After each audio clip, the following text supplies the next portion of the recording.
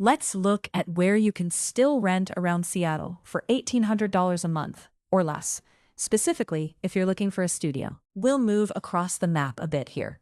Seattle city neighborhoods, nearby suburbs, and a couple of Puget Sound options. Bainbridge Island is an island community in Puget Sound, about 10 miles from downtown Seattle, and reached by ferry from the city. People like Bainbridge for the waterfront setting, parks, trails, and views across the Sound, with places like Sakai Park and Manitou Beach Park giving it a quieter, outdoor feel. It also has a cultural scene and local dining, though it is not the kind of place most people would describe as highly walkable.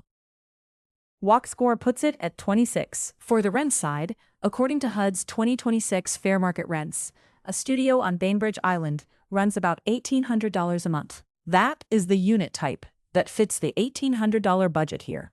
Once you move up from a studio, the numbers go over the target.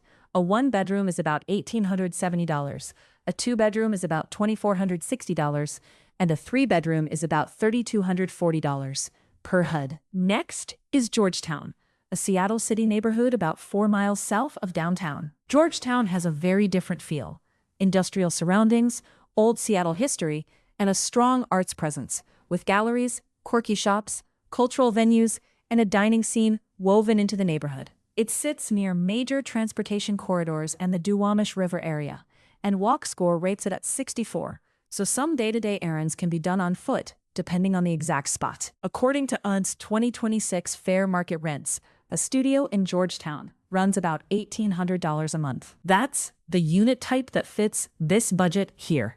Larger layouts move above the line. A one-bedroom is about $1,850, a two-bedroom is about $2,160, and a three-bedroom is about $2,850 per HUD. Tukwila is a Seattle area suburb about 10 miles from downtown Seattle, immediately south of the city. People like Tukwila for its mix of shopping, dining, recreation, and access to major freeways, with the Green River adding scenic views and outdoor space. Walk Score puts Tukwila at 68, and it also has a commercial center with a mall and multiplex with an IMAX theater. According to HUD's 2026 Fair Market Rents, a studio in Tukwila runs about $1,800 a month. That keeps the studio within an $1,800 monthly budget. From there, the rents step above the target. A one-bedroom is about $1,850, a two-bedroom is about $2,160, and a three-bedroom is about $2,850 per HUD. South Park is a Seattle city neighborhood about 6 miles from downtown, just south of Georgetown and just north of Tukwila, across the Duwamish River. It has an urban industrial setting, but the river is a major part of the neighborhood's identity, and Duwamish Waterway Park adds scenic views and recreation space. South Park also has cultural events and gatherings, and Walk Score rates it at 72, which is the strongest walkability number among the Seattle city neighborhoods in this group. According to HUD's 2026 Fair Market Rents, a studio in South Park runs about $1,800 a month. So for this video's studio search, South Park fits right at the $1,800 mark. Larger units go past the budget. A one-bedroom is about $1,850, a two-bedroom is about $2,160, and a three-bedroom is about $2,850 per HUD. And then there's Bremerton, a ferry-connected city on the Kitsap Peninsula, about 14 miles from downtown Seattle across Puget Sound. Bremerton has a strong maritime identity, with the Puget Sound Naval Shipyard and the Bremerton Annex of Naval Base Kitsap shaping the city's history. People also like the waterfront setting and Puget Sound views, and Anthony's at Sinclair Inlet is one example of the local dining scene right by the water. Walk Score puts Bremerton at 80.